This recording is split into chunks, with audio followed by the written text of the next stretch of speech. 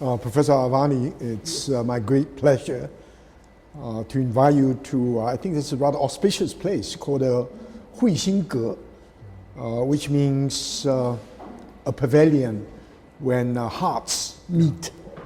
And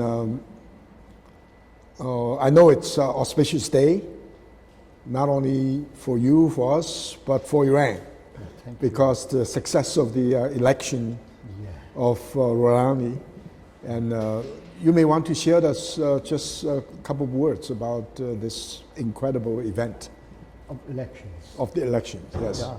Thank you very much for inviting me to attend. And it's a very great honor and pleasure to be with you, Professor Du. And also, it was, yes, very, very good elections took place in Iran several years ago. And the results were quite unexpected because election, for example, some people might think that somebody will win or others, and of course we do not have only two parties, we have also three, let's say, you have 5 or 6 candidates, right? 6 chosen from among many, 20, 30, about 100 or 200 yes. registered, but of course all of them were not qualified because there were some people, let's say, among people of the street, they think that they can run the government, so they register. But in order to be president, they should be qualified.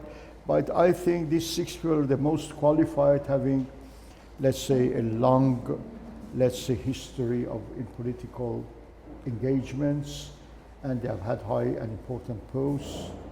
And so I think they were very good. But there was a sort of competition between parties. Right. There was only one independent nominee, and there were 4 from one left side and 2 from right side. Yes. And from the left side, the 2 from left side, one who was the former vice president of President Khatami. Yes. He resigned.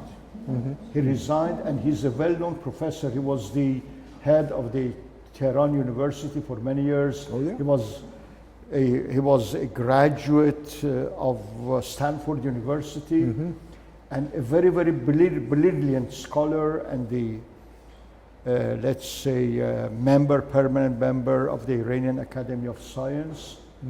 And he was the head and director of the budget for many, many years. So he was a very efficient man, but he resigned.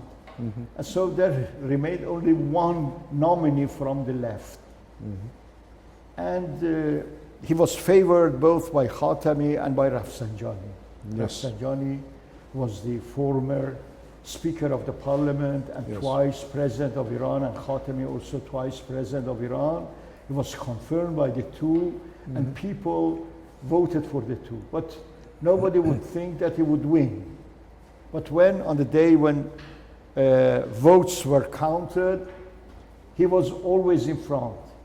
He had first 48%, then 49, 51, and it came to 51. But he won with 51%, and people were very glad because it was a very good party work. Because they had, let's say, made a very good collaboration, every part from party members, so they was able to win. Now, his name is Rouhani. Of course, he's not an upstart at all. Yes. He was involved from revolution, even before revolution. He was a very close friend of Khomeini, and was the representative of Khomeini in this atomic affair. Yes. And also he's a lawyer. He has a PhD in law from London University. And of course he is cleric, and this combination is very fortunate to be a cleric and to have a PhD from London University. That is, so it means that he has not been confined in a very, let's say, restricted environment. He knows the world perhaps well, and he has been involved in many different important functions. So it's not an upstart at all. I think this, to me, really symbolizes a really brilliant new chapter Yes. in Iranian history, Yes. both in terms of internal cohesiveness, Yes. but also in terms of dealing with the rest of the world, especially the so-called industrialized countries. Yes. You know, I have a very distinct feeling last time I had the privilege of visiting Tehran that Iran is really a land of philosophy. People do take philosophy absolutely seriously, and also the Iranian intellectual. You are an outstanding example of this. Just the elite are deeply immersed in both historical consciousness and a kind of a modern manifestation of human spirituality. Yeah. Of course, there may be simply a rather superficial observation on my part, but I feel very strongly, especially after I talk to young people, talk to people in many different walks of life, certainly philosophers, that people take ideas absolutely seriously. And they also are very deeply involved in what in the Chinese tradition we call self-cultivation philosophy. Yeah. And in Self-cultivation. the self-cultivation Yes. philosophy, Xiuzhen, in the Great Learning, which is one of the 4 books, it states that from the emperor to a commoner, each should regard self-cultivation as the root. So self-cultivation is not simply the privilege of the field. Certainly, if you have a very good environment, you know, like this environment, you have music, you have fragrance, you have nice tea, beautiful environment, you can feel relaxed, there's spirit of tranquility. Spirituality can be easily manifested in an environment of this kind. But I think in classical Chinese idea, this self-cultivation philosophy is not only the privilege of the field, it's the moral obligation of each and every human being. This is how you learn to be human.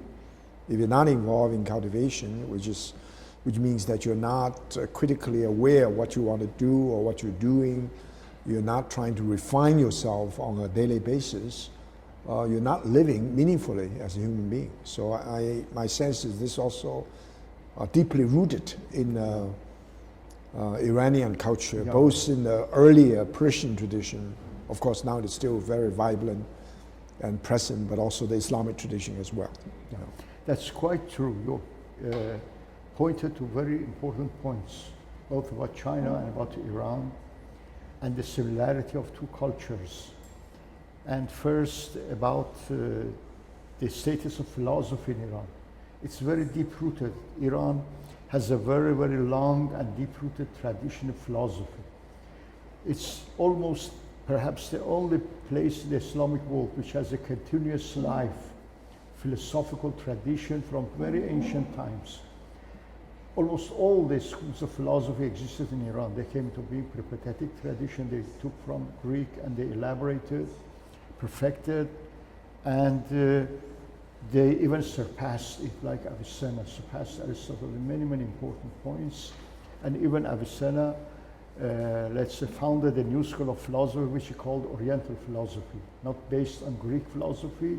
Right in the beginning of his masterpiece, Shafa, which is his magnum opus, he says that I've perfected the peripatetic philosophy, which was not in Aristotle, it was quite scattered. I've axiomatized, I've systematized and perfected. There were many lacunae and many gaps in Aristotelian philosophy, but those who want to study my philosophy, he was writing when he was less than 40 years old. I have another book called Oriental Philosophy. That is my true philosophy. He has founded a new foundation, which was later developed by Sohrawardi in his philosophy, Oriental philosophy, philosophy of illumination, and also by Mullah Sadra. But Iran, of course, most of the great scholars and philosophers in the Islamic world came from Iran. There is a saying attributed to Prophet Muhammad that if knowledge were to be found in Pleiades, in Freya, Pleiades, some Iranians would reach it. Yes. Ibn Khaldun, the famous Muslim scholar and sociologist, has a very, very important book called Prolegomena, Al-Muqaddama. He has a chapter, he has made this a chapter that if knowledge were to be found in Pleiades, some Persians would make it a chapter and explains it. He says it even in our time, there are many, many great scholars from Iran. I was walking in the bazaar in Egypt and I found this book from Iranian, this book from Iranian, so on and so forth. Now, as you said, in China, the idea of self-cultivation is very important. It's very, very important in Confucianism and Eastern cultures in general, and for Iranians. And Iranian, that is Persian culture, and Chinese culture are very, in many points, of course there are differences, but they're very close. First, I think, is the idea of government, that wisdom and philosophy is not an individual, is a social phenomenon, is a political phenomenon. Justice is not something personal, it's social, for example. So they were able, both China, to have very great empire. I mean, running an empire it needs a lot of wisdom. I mean, it's not just book learning, it's not just first conceptualization. It's a sort of realized wisdom which should apply. And this was again the case with Iranians. Iranians from all the times, from Achaemenids, Sassanids, and later in Islamic world, they were able to have very great empires. For example, at the time of Darius, Iran expanded from Greece to near India. And that's why Hegel believed that first, I mean, in his book on the philosophy of history, believes that the first historical consciousness came into being in Iranian Empire. He has said this somewhere, I think, in the philosophy of history. But this is true also in China. I mean, in the philosophy, for example, in Confucius, I mean, wisdom of running a government. He went from state to state, from city to city, from ruler to ruler, governor to governor, to teach them how, even if they accepted or even they rejected, but he considered his great responsibility to educate, to cultivate, to show the way of both, let's say, how to cultivate oneself as an individual, and especially the family life, which is the medium, the intermediary between the individual and society. And family life is very, very important, I think, both in Islam and in Iran and also in China. I mean, filial virtues is very important. I mean, virtues are not only personal. Filial virtues are the link between the society and the individual, are much emphasized. I do not see, for example, as much emphasis as in some Indian philosophies or in Christianity as there is in China. And in Islam, again, I mean, this much emphasis. You mentioned this, great philosopher, Aavani, and a kind of ecumenical vision, a comprehensive vision about philosophy. So he assigned himself the task of filling the gaps of Aristotelian philosophy. So he developed his Oriental philosophy in a more comprehensive and integrated version. You mentioned Ibn Khaldun, and was UC Berkeley, a colleague of mine, Ira Lapidus, actually is one of the leading American scholars of Ibn Khaldun, both as a social thinker, of course, as a also original philosopher.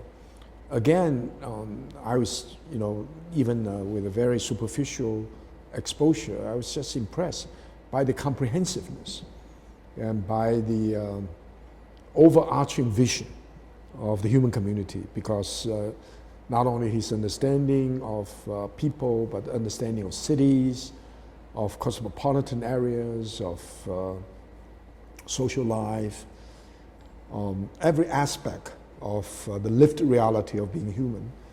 And you mentioned in particular the importance of governance, the importance of understanding the person not as isolated individual, but as a person, as essential relationships, live in a community, the family, but neighborhood, nation, and beyond, the empire.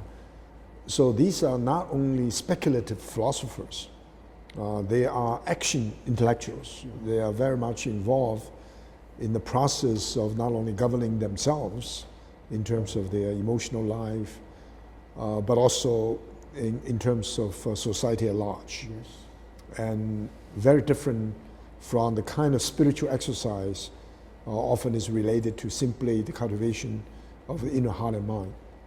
And you also mentioned, I think I totally agree, that the importance of governance is both an art and a science. And it's the ability to organize a large society based upon universalizable rules.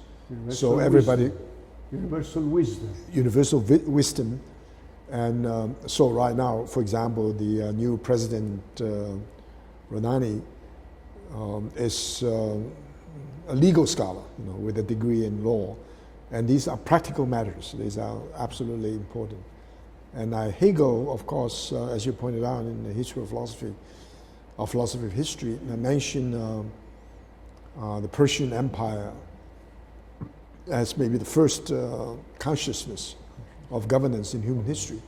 But as you know, Hegel is very much of a Europe-centered. Yes. So he said the sun eventually would set because it in the has West. helped Europe, otherwise he wouldn't so. And he's very unkind to China, Very unkind. Yeah. And to India. The notion that Persia, India, China, in the dawn of history, when consciousness began, may have made major contributions, that eventually the sun is going to set in the West, set in Persia, and of course set in his philosophy. And now from our point of view today, it's really outmoded. And it ended in him. It ended in him, yeah. Hegel himself. But I think in this very grandiose vision about the world order, about governance, about social relationships, about a person as a central relationship, rather than an isolated individual. Self-cultivation, also in terms of Iranian or Persian forms of spirituality, really very deeply connected with the ability to tap the inner resources of each and every person. In other words, the importance of governance, the importance of society, the importance of social order, notwithstanding a person as a spiritual being is always in touch with the inner life. And we can even use the expression of inner subjectivity. You can even say it's deep and can be always deepened, therefore it's a deepening subjectivity. And Confucius talk about his learning as learning for the sake of the self, not just learning for others. You don't learn for your parents or even for society. You learn to build your character, to refine yourself, and that's the core. And once you establish yourself as an independent, autonomous person with dignity and the ability for you then to extend your influence upon others who will be genuine. If you don't have that inner core, no inner spirituality, even you are very influential, the influence may turn out to be counterproductive. So I think that aspect is also very strong in Persian Yes. philosophy. In traditional philosophy in general. Right, and the meaning of philosophy as not only love of wisdom, but as manifestation or realization. As manifestation, wisdom itself. Yes, yes. That I would like to you to elaborate a little bit more. Yes. From the poetic vision of Rumi, but also great minds and great philosophers about this dimension of being human as a spiritual being.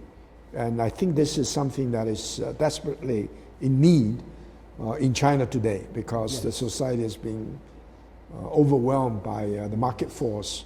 And I'm sure this is not only important for China, this is probably important for the world at large. Yeah, it has been. It's a main question for every age, and so far as man lives on this earth. Yes. It's among the first, what we call in philosophy, among the first questions. It should be first. First questions should be first, because they're the most important. The problem of self, divine self, who one is. Of course, you know better than me that science cannot answer this question, because science deals only with the phenomenon of man, not the noumenon, the reality of man. It's only philosophy in the ancient sense, only wisdom itself which can address this question, not science. Science deals, as they say, with phenomena and the appearance of things, not the deeper self within us, which has many, many dimensions, very deep, going to the beyond, going to the origin of things, very origin of things. But this self has been a problem of much concern in Eastern philosophy, in Islamic philosophy, among Sufis, great Gnostics such as Rumi in Arabic, by Confucius, by Lao Tse and Mencius, and also by Chuang Tzu, and many, many great sages, by also all great Indian sages. But unfortunately, recently, it has gone under a veil, and the question is lost of who am I? The question, who am I? Personal identity.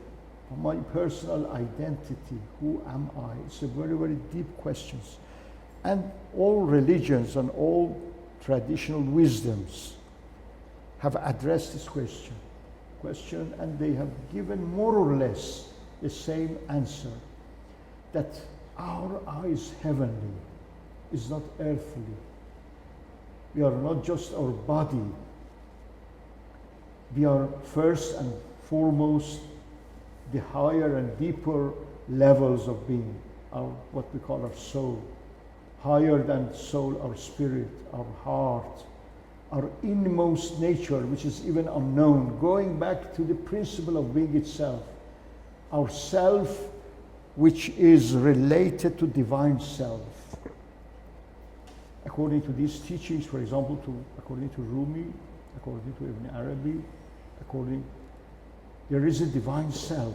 God is I. God is I. For example, we have a formula in the Quran. God says, there is no I but I. There is no thou but thou. There is no he but he. There is no God but God. So the I-ness of the I, with the capital I, goes back to a universal I, which has reflected itself in everything, not only in human beings. Even a bird has an eye. You see, if you ponder and contemplate a bird, a cat, a mosquito, it doesn't depend on the smallness or bigness of a being. Like an elephant is no different from a mosquito. Mosquito has as much as a self in itself as an elephant. I many times wondered on mosquitoes. When I'm reading a book, a mosquito sits on my book. I never disturb it. I like it, and I try to ponder it and also to study it. It has very, very strange behavior. It thinks, it stands, it decides, it moves. Of course, so it flies. I cannot fly, but it flies, and it decides, suddenly tries to fly away. So it has a divine eye in it, even it's very small. The smallest thing, there is nothing in this world, according to the teachings of great sages. We should not call this is spiritism, or this is, let's say what different names, we should not be name givers. But really, this difference between minerals, plants, and animals. And they think that, for example, most people, that an animal doesn't have an eye. Yo, it has an eye, it suffers, it feels, it thinks, everything in it goes to an eye. And this is the case with the plant and with every being, even if we do not understand the language. We are understanding the language of being as a language. The language of being is ontological. It needs a sage to read. Science is not able. I mean, of course, it discovers laws and it thinks that, of course, laws only exist in a soul. You see, something which has regularity, universality, has a soul necessarily. It has a function, but we consider, in any case, everything is endowed with a spirit, especially man. The best spirit belongs to man.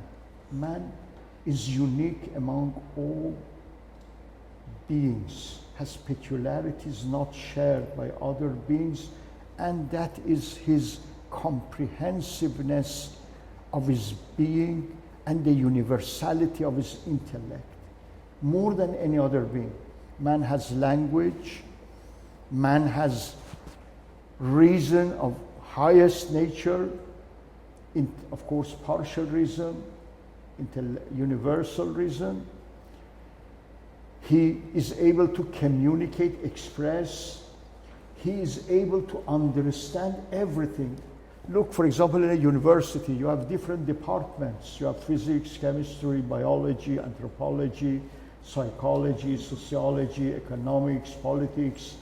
So all branches of learning of being are the subject of human study, of human knowledge.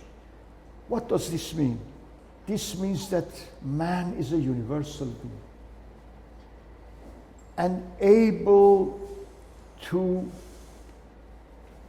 of a dialogue, of a discourse with others, of a discourse. He's first able to cultivate himself by understanding things deeper and better, what this is what we call understanding. And higher than understanding, intellection, going deep into what has understood, going still deeper to reach the essence. But moreover, he's able to communicate with others, to share with others, because they're all selves. They have the same or similar experiences. They have the same function. They can understand, they can meditate, they can speculate. He shares in a dialogue with others. And this is very, very great, I think. And this is unique. Even according to some of our sages and according to what is taught in the Quran, even angels with their highest rank do not have this capability. That's why they say that man is made in the image of God. Or in Quranic terms, God gave man and manifested in man all his attributes, not part of his attributes. That is, as Quran says, kulla, means the totality of his attributes which he had, he reflected and manifested in man. So man is an image of the total ideas and total realities and total attributes and names of God. And perhaps this might be due why, for example, we are what they call in philosophy, we are nomothetic, that is giver of names. What is a name? Man, unlike any other creature, even angels are not nomothetic. Birds perhaps are not nomothetic. Animals are not, but man is. This is because of the universality of his nature. A name is not a word, it's a meaning. He grasps the meanings of words, of everything. After getting and grasping the meaning, gives them a word, a name, and then understands and he tries to, let's say, intelligize and see what is its nature so far as he can, and then is able to communicate this other. This is very great. I mean, human, let's say, property, which is not shared by all other beings, even angels. You began your reflection with the question about the centrality of the question of who am I? Who am I? And therefore the idea of the self. And then in your discourse on the self, you evoked the idea of a person is the embodiment of virtually all the attributes of all God. All the attributes, not some. Yeah. Things are So some.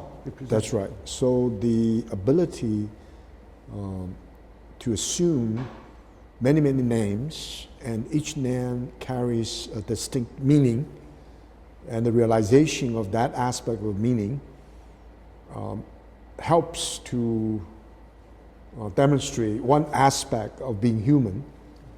And all forms of knowledge, we talk about different departments, natural sciences, social sciences, and humanities, can all be understood as ways of understanding the complex but also rich processes of being human.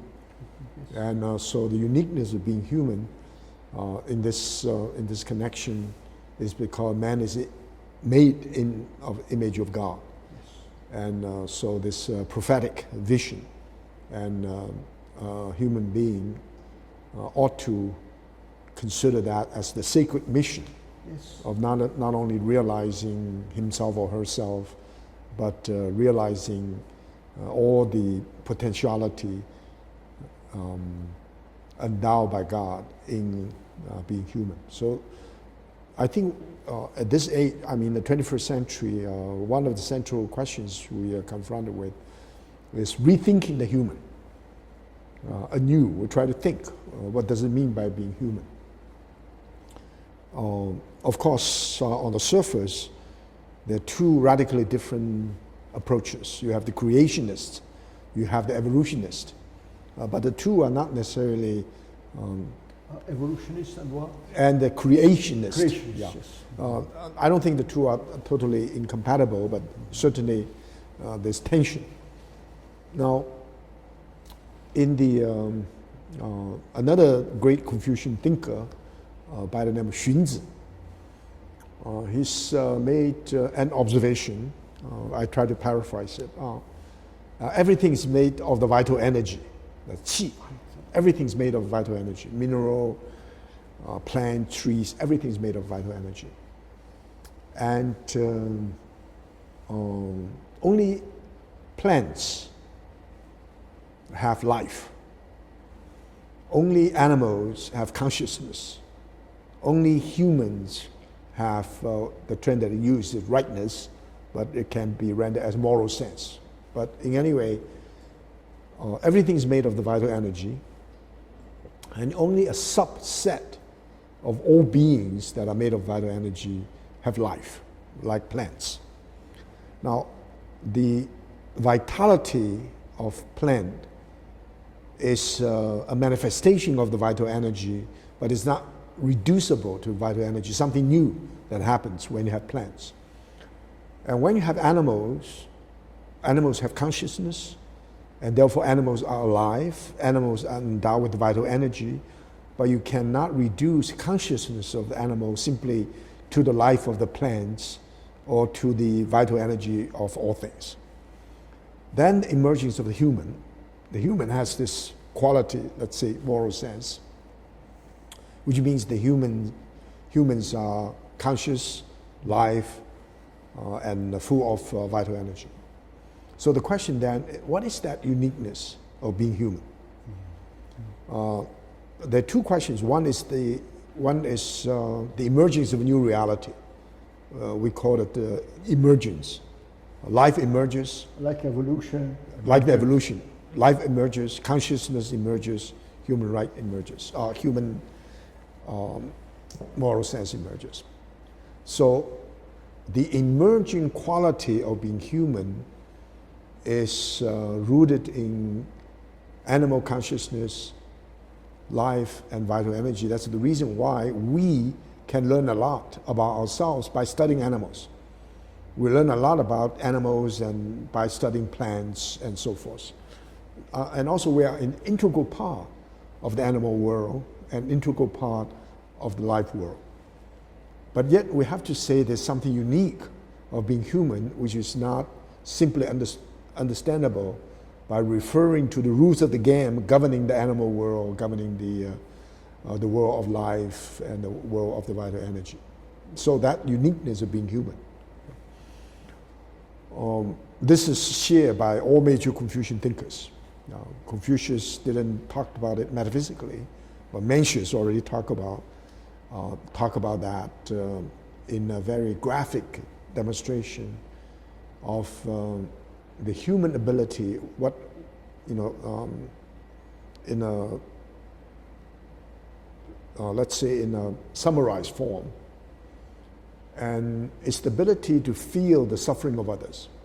In other words, you mentioned about dialogical, the ability to have commiseration. According to one account, I think Jürgen Kagan was an eminent psychologist. He said, normally at the age of 2, a baby at the age of 2 is capable of responding to suffering of others.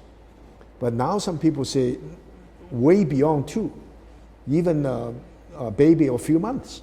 Even before birth. Even before birth. All right. Some people say that. But no, so a defining characteristic of being human is this ability to strike, let's say, a sympathetic resonance with the other, with other human beings, with the world, and so forth. So that's a quality. But Mencius, of course, is more elaborate. This commiseration, but also your sense of shame, your sense of right and wrong, and your sense of your willingness to defer to others. Many qualities, we call moral qualities, are intrinsic to being human. They are not simply learned. They're being evoked. They're part of our nature, and it's not drilled from the outside. It's not socialized alone. So there's something intrinsic in being human. And the term that used in one of the classical texts is that human nature is conferred by heaven. So this is like human nature is created by God. Yeah. Yes. Conferred by nature. 天命. Yes. 天命之为性. No, the word 命 in that sense doesn't mean the mandate, but it's ordered. So our nature is intrinsically a gift of heaven. And so our nature in this sense is identical with the nature of heaven because it's given to heaven. So the implications by self-understanding, we can understand other human beings, we can understand things, we can understand the will of heaven. So this to me a very powerful and also very moving statement in one of the 4 books, The Doctrine of the Mean, 中庸. Only those who are the most sincere are capable of fully realizing themselves. If they can really fully realize themselves, then they can fully realize humanity. If they can fully realize humanity or human nature, then they can fully realize the nature of things. If they can fully realize the nature of things, then they can take part in the transforming and nourishing process of heaven and earth. If they can take part in the transforming and nourishing process of heaven and earth, they can form a trinity with heaven and earth. So the idea of a human being is a part of heaven, but also part of nature. And therefore, humans can be conceived as a bridge or as a mediating structure that would be to link earth to heaven. So the completion of the human project means the reconnection between earth and heaven. And man does this function of connecting all levels of being. Right, right. So man can have many, many names because human beings are endowed with ability. Therefore, maybe human beings in a way are given the privilege as well as commanded by heaven as an obligation, as human obligation, as a commitment. So self-realization in this sense, meaning the realization of others, of the world at large. So that notion of the self, which is, I would call it, it's not an anthropological concept alone. I coined this phrase anthropocosmic. It's both anthropological and cosmological. That is, everything is an I, big I, smaller I, Right. universal I. Right. So in the book of Mencius, there are two terms. One is 小体, which means the small body, which is our physical body. There's another term, 大体, which is the great body.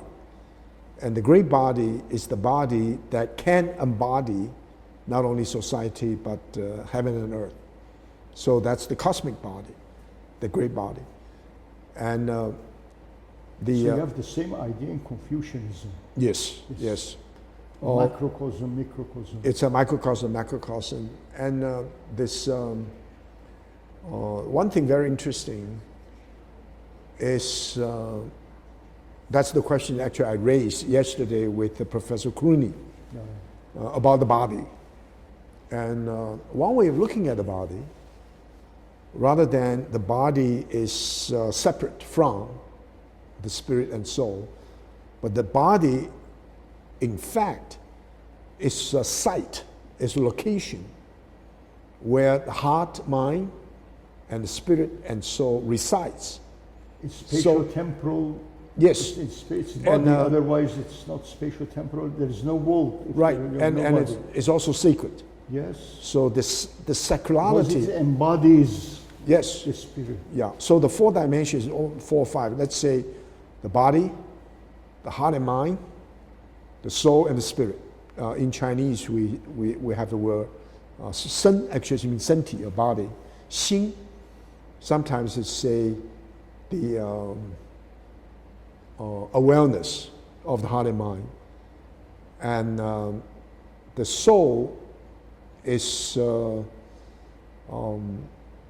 it's not just knowing, but also the soul is a subtler, gentler form of being able to connect. So there's this intermediary between body and spirit. Yeah, but there are 4 dimensions. You can say the body, the heart and mind, the soul, and the spirit. So, for example, we can say soul can spatially can be understood as something is locatable. You can say the soul of a nation. You can say the soul of university. Yeah, You like the example of Plato that let's say the steering, let's say of a ship, the steerer of a ship, or let's the pilot of a ship. Yes. Is a pilot. Sometimes he's in the ship. He's a pilot. Sometimes he goes out. Mm-hmm. He's a normal man. Mm-hmm. Normal man. So the soul is like they are not two functions. It's the same thing. Sometimes manages the body and sometimes it's outside the body. So when it manages the body, you call it a soul. When it goes, it is call it a soul. So the commander, commander, the captain. Yeah, he's not always the captain. Sometimes he goes to the shore. Sometimes he's absent. Absent. Yes. But you know, of course, if the body functions in a healthy, normal way, the soul have to be inside. But in the idea of embodiment, this is actually an idea I'm developing, which is somewhat, you know, associated with the Merleau-Ponty notion about the body, and some postmodern thinkers. But what I have in mind is that because the term embodiment has now assumed a very significant, you know, very significant philosophical importance. I think that's true with Islam as well. It may not fair to, let's say, to criticize, you know, either Catholicism or it's okay. Yeah. Yes. Yeah. Have some tea. It may not be right to criticize Catholicism, but we know one big problem with the Catholic Church, you know, is precisely this question about asceticism, the inability of many Catholic priests to take care of their body, especially in terms of the uncontrollable sexual drive or something of that nature. Very difficult. Yeah, very difficult. Very and difficult. They commit, well, thank you. They commit all kinds of problems. Yeah, outrageous acts. Yeah, outrageous act. So now the question is, what is, how do we re-examine the body in the 21st century as a spiritual being? Yeah. Now, normally we say asceticism itself may be a spiritual choice, but it's so exceptional, it shouldn't be imposed upon every person, or should not be idealized as the only way for, it should not be idealized as the purest form of self-cultivation. This is my position, but I think, of course, it's debatable. In other words, sensuality of the body and the spirituality of the body are not bio-opposites. And we know in modern Western philosophy, with the emergence of Cartesian division, of the I think therefore I am very different from my body, and there's dualism, this utter dualism. Not only dualism, but I call it exclusive dualism. Exclusive dualism. The idea is if it is body, then it's not mine. Very dangerous. Yeah, if it is soul, then it's not spirit. If it is a flesh, it's not soul. Dualism is necessary for thinking. For example, in the great learning, there's a difference between the branch and the root and the branch. Difference between formal Principle and lateral. Manifestation. Principle and manifestation, function, substance and function. There are all kinds of ways of looking, or yin and yang, right? Looking at the complexity of the human condition by the binary thinking. Binary thinking is absolutely necessary, polarity. But if you take an exclusive dichotomy by separating the body and mind, separating the flesh and the soul, and separating matter and spirit, and sacred and profane, and then you privilege the importance of soul, and you consider You body. forget the body, and you set aside the body and abandon your body. That's sometimes, dangerous. right? In medieval Christian asceticism, sometimes the body is considered as the prison of the soul. Yeah, even, So you have to get rid of the body. even Greeks had a proverb: "Soma sema." Soma means body, sema means a prison. So, you know the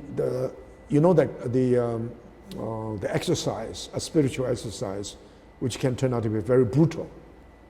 You torture your body.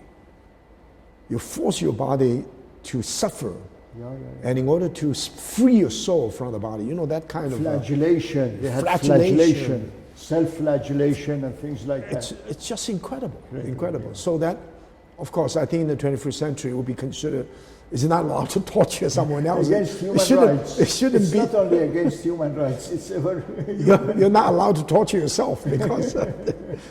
So if that's the case, the healthy body, cultivate your body to do exercise, so forth.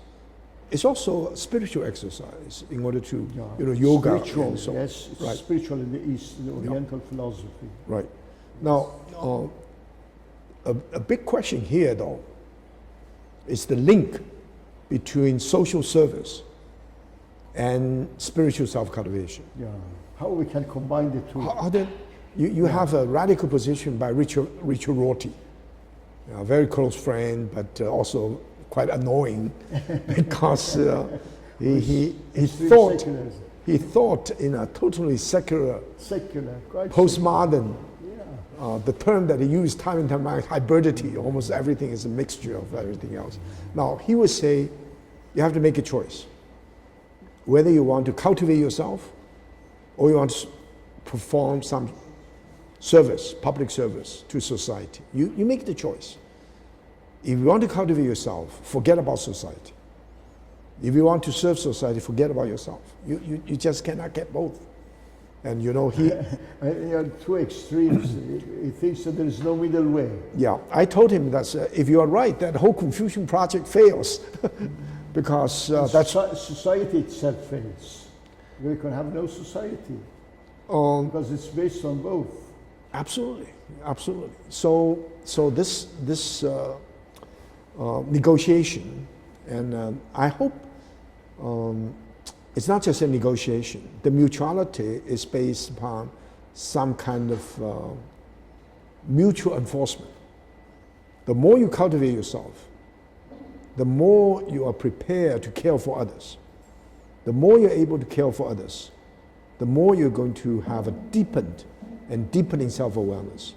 And these two are so interrelated that if you make a choice prematurely, you choose not only choose one at the expense of the others, the one you choose itself is inauthentic, because the authentic self is always essential relationships.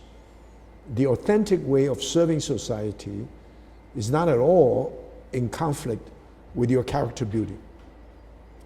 And so the great idea of being human is a combination of two. One is a question of sincerity or authenticity. The other one is a question of reciprocity and considerateness. The more you're honest with yourself, the more you are in keeping with the reality and truthfulness of your nature, the more you are prepared to express a feeling of reciprocity towards the other.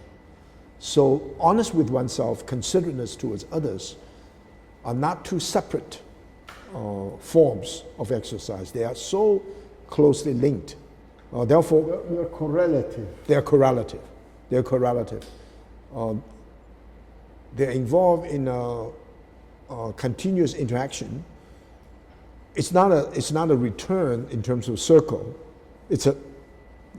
Certainly it's not a vicious circle. It is a virtuous circle, and the virtuous circle helps. If we have to imagine it or conceptualize it, it's like a spiral. The more you're interacting, not contradictory. Complementary, yes, complementary. And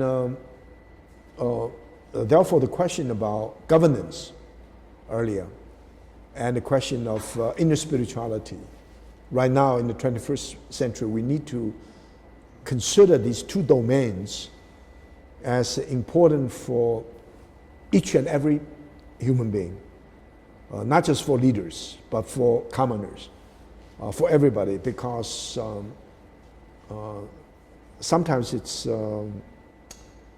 not very satisfactory to use quantitative methods. But if we say humanity as a collective enterprise,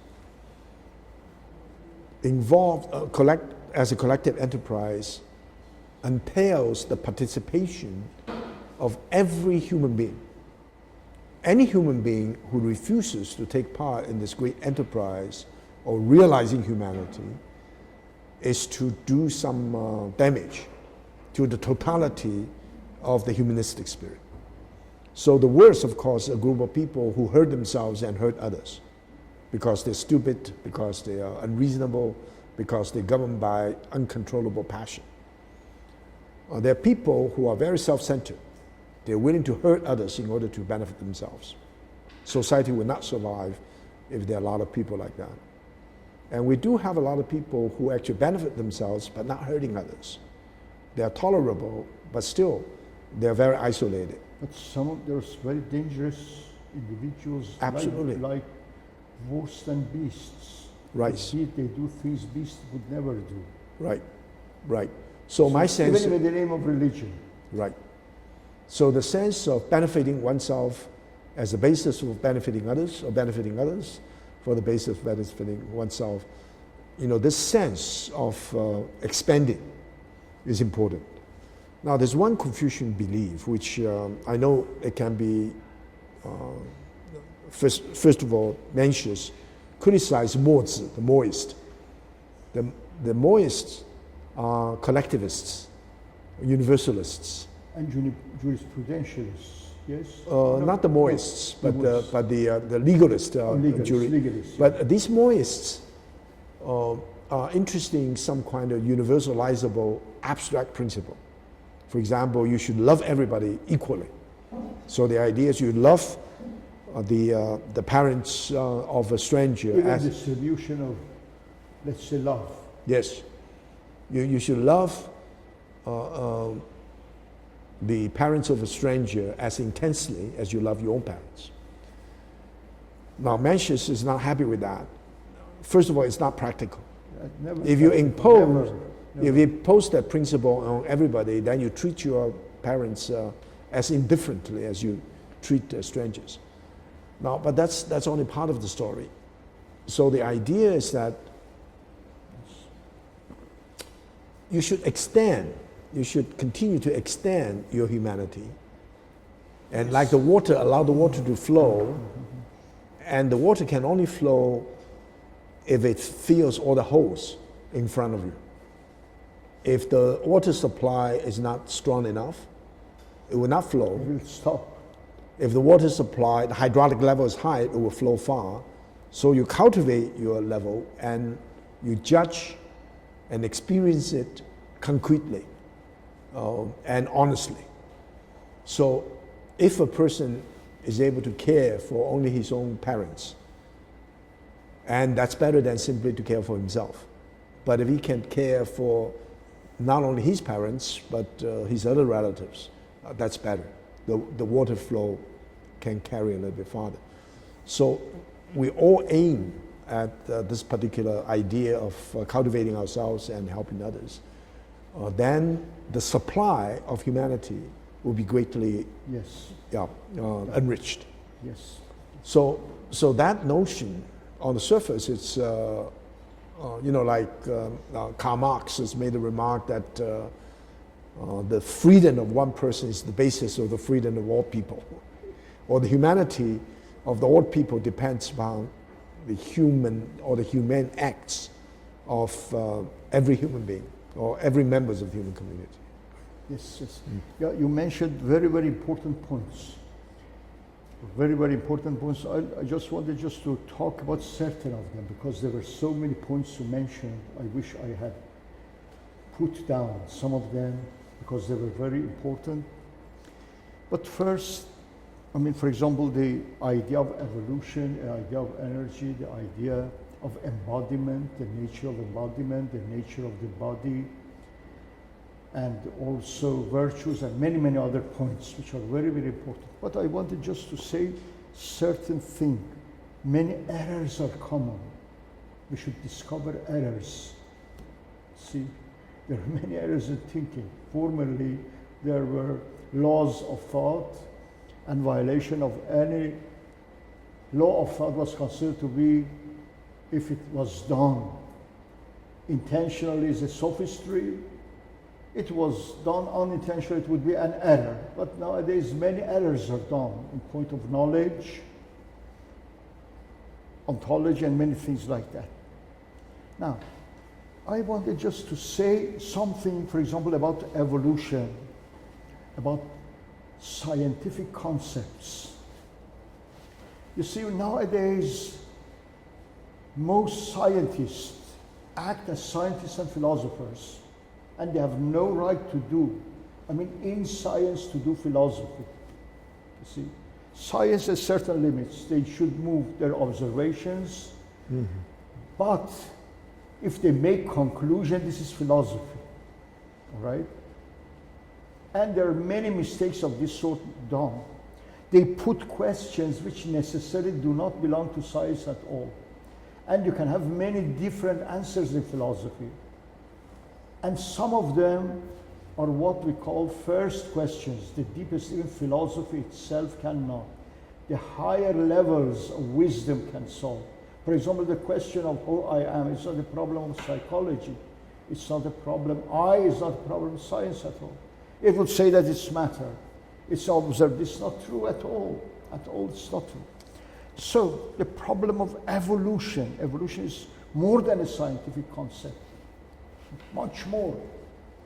It's a philosophical and more than philosophy. Not every philosophy is able to solve this problem. Only sapiential wisdom can be able to give an answer.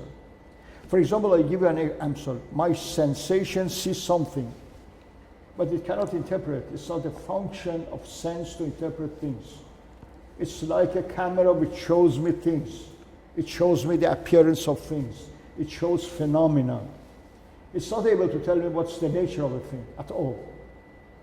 So above it is imagination. You see, in imagination we have the same thing, more luminous. But more than that, we have reason. It's reason which judges. The great mistake of empiricists, all empiricists, from Hume and all, I'll answer them here on this, is that they confuse the function of reason and sensation. Sense does not judge, cannot judge at all. You see, judgment is a function of sensation. Malgré Hume and others, it's the function of reason. When you make a judgment, it's reason at work. So reason has a higher function, has the function of interpretation, interprets. It's a higher. How do you discover laws of gravity, the laws of science, of physics, chemistry, and all other sciences? It's not sensation, it's reason. It's done by reason. But still you have a higher stage of reason which is not usually paid attention to, and really, I mean, there's no good discussion about reason. All discussions about reason nowadays taken in Western philosophy are mostly mistaken, from Descartes, from Kant, from Hume. There is a higher, for example, you find in Plato, there is a higher level of wisdom which is able to make another interpretation of the statements of science. Science cannot interpret. As the lower reason, which we call ratio, ratios is the partial reason, is able to interpret sensation of which sensation itself is not able.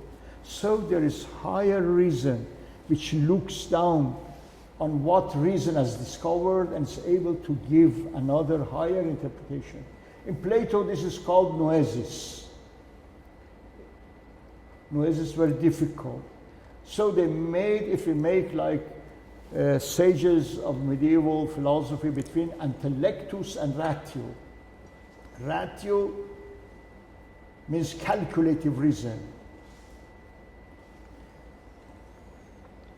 Noesis is the spiritual vision, looks down upon, gives another higher interpretation. And dialectic, according to Plato, is possible through a higher reason, not through lower reason. But in any case, only there you can give a, I mean, why are there law itself? Are laws mechanical, or existence of a law, as Heraclitus said, as Lao Tse said, it is a manifestation of Tao, is a manifestation of divine logos. When there is law, it can be discovered by reason because it's the manifestation of divine reason. It's not mechanical. Nowadays they take a lot away mechanical material and things. It's totally mistaken.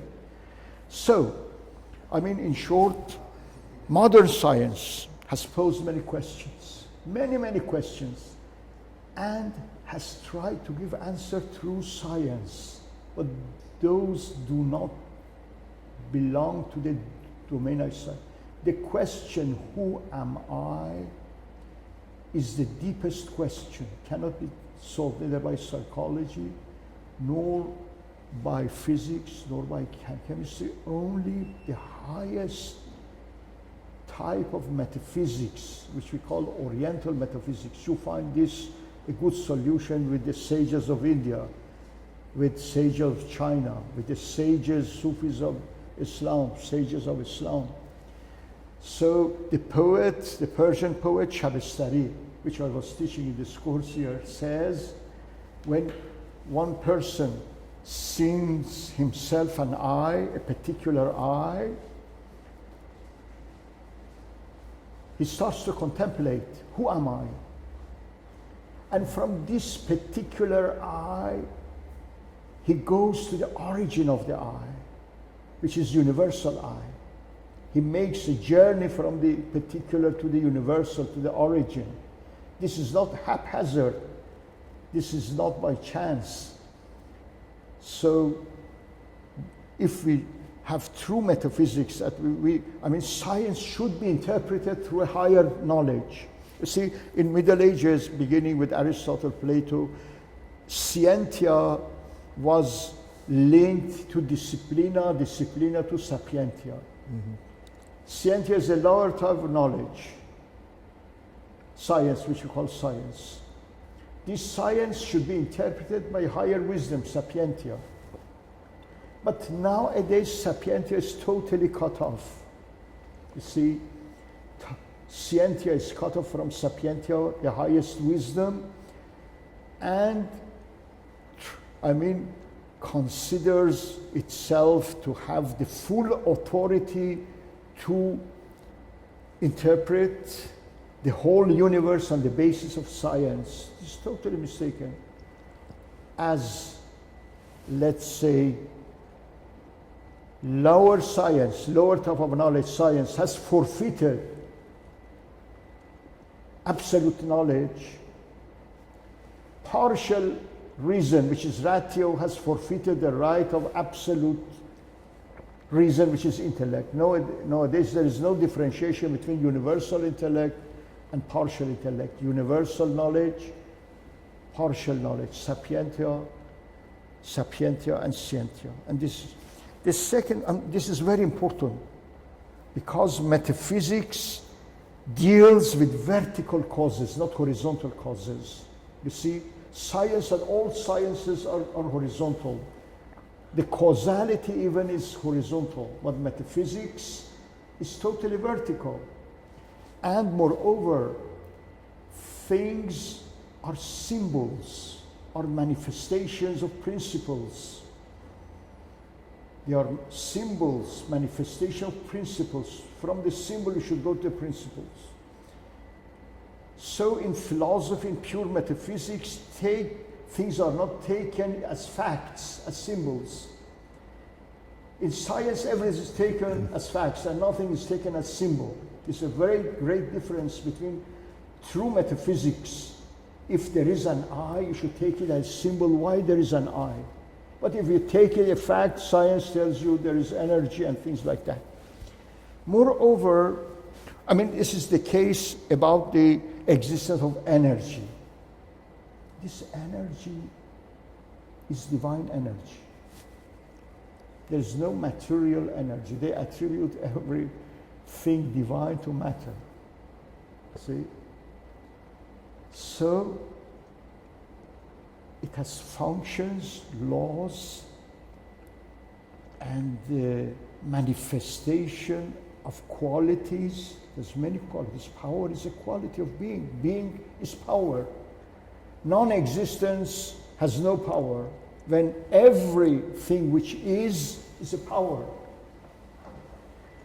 But it has other qualities. It's not only manifestation of power, it is manifestation of wisdom too. They do not see the wisdom behind things. The world of being is manifestation of wisdom. More than that, wisdom is manifestation of knowledge. This is very important in Oriental philosophies, in Islamic philosophy, Chinese philosophy, Indian philosophy, and in traditional philosophy in general, and much neglected by modern philosophy. That this world is a manifestation of a total wisdom and total knowledge. You see, a carpenter who has made this, let's say, table, had a deep knowledge of carpentry. So you can see this if, let's say, an ant is walking, could not see the carpenter. You see? It would think that this has come into being by itself. But I know that there is a wisdom of a carpenter behind. And the more the wisdom and knowledge of a carpenter, and the more perfect his work. every being in this world, whether it is an artifact or natural, is the manifestation of knowledge, of divine knowledge and wisdom to the utmost degree. Without knowledge and wisdom, there would be chaos. Now, after Descartes, you mentioned, Descartes' dualism was very destructive. I should say that he made a damage to both philosophy and science. Why? Because he was first the father of philosophy and one of the fathers of modern science. He could bring together the two as a great scientist and a great philosopher, but on the contrary, by his dualism, for example, body doesn't think and the mind has no extension. So too, every substance has one quality, and two substances which have opposite and contrary qualities are totally different, so they cannot, let's say, can be no causality. This dualism is totally false. Matter is not pure extension. It has many, many qualities, manifests many qualities which are neglected. So, for the first time, he totally separated the two. And the attempt of his follower to make a connection with the two were totally fallacious. Whether it was Leibniz, it was, let's say, Malebranche or others, it was occasionalism or pre-established harmony, or let's say, negation of the spirit or negation of matter by Berkeley. I mean, they were never solutions. So but in the East, no. In the East, our philosophers say that two substances which are contrary, they should be intermediary. That the function of intermediary is to be a link between the two. This, to Muslim philosophers, is called the rule of barzakh, the rule of intermediary.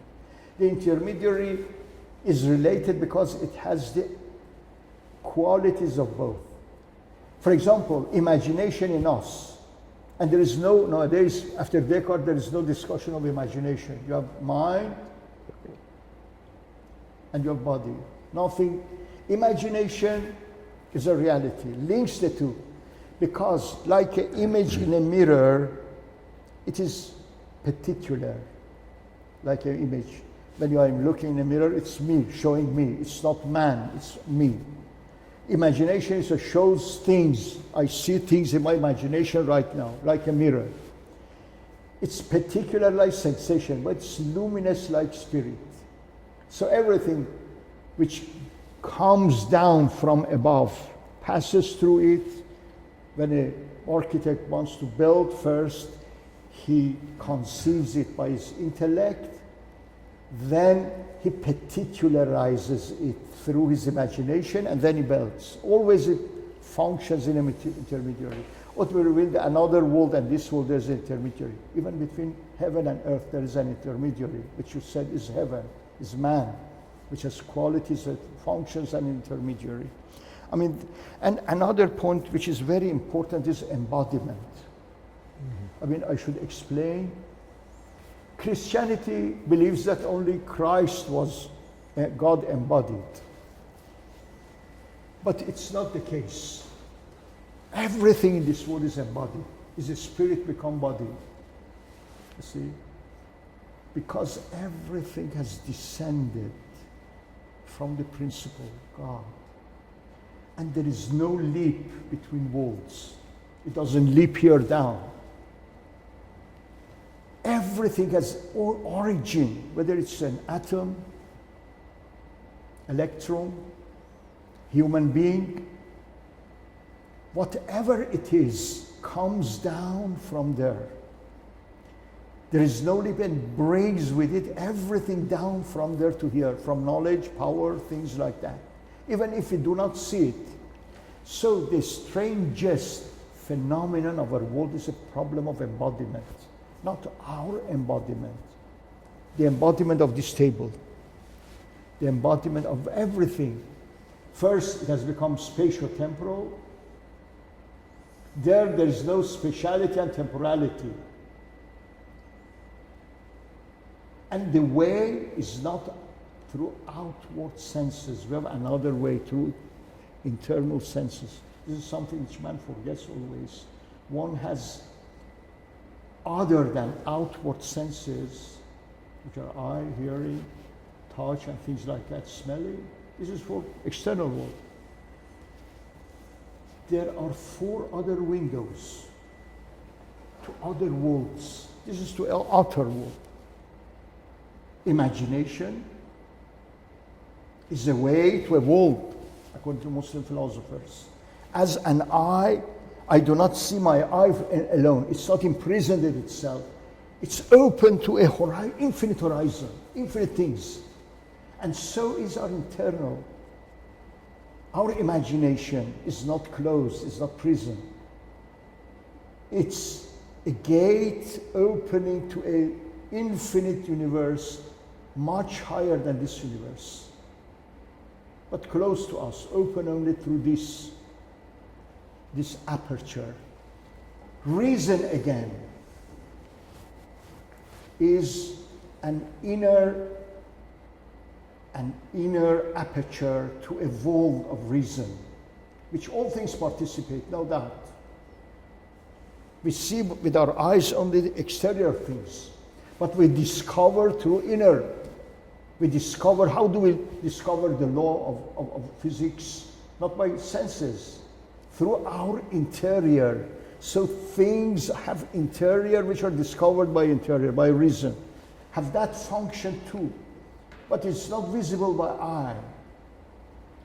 So first, things have descended from there. An ancient, for example, if you read Plato, if you read Plotinus, if you read Heraclitus, if you read Parmenides, if you read Lao Tse, how things which have no name have become named, have descended, have become 10,000 things here. Or let's say Confucius, I mean, he's concerned how they have come from there. This is no, people think that there is no there, everything starts from here, from senses and things like that. This is not at all true. So, but the problem is that, first, everything in this world is spatio-temporal.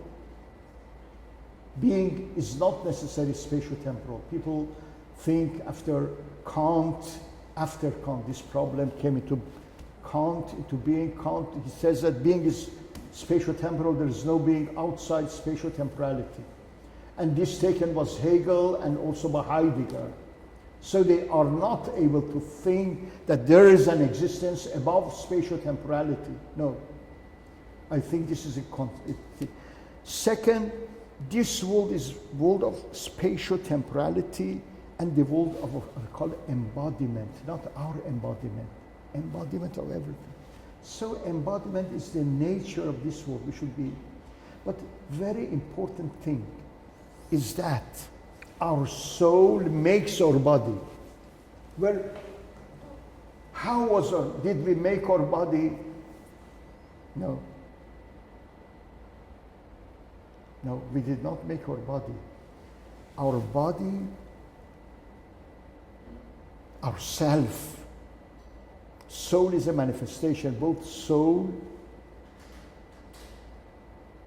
and spirit and whatever we call is a manifestation of divine eye. It has name at different levels. When you see, my eye sees, I see. My eye is called, let's say, eye or sight.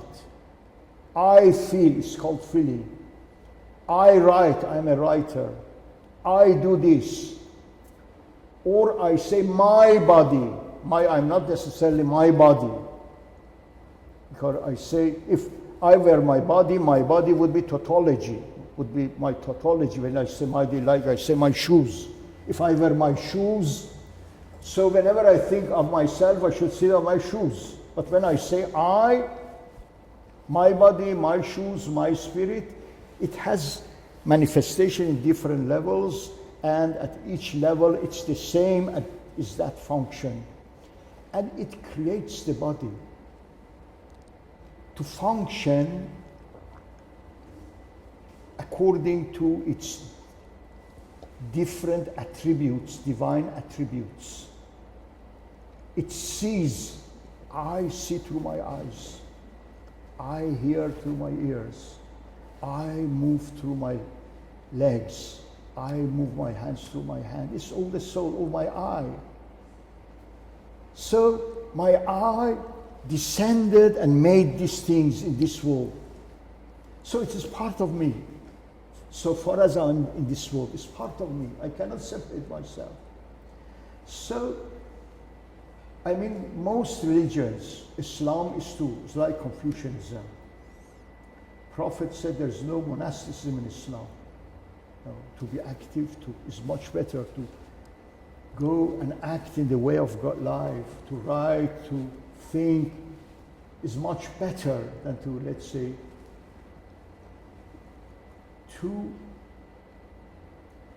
say, it is to do multifarious works in this world. We are present, not in the hereafter.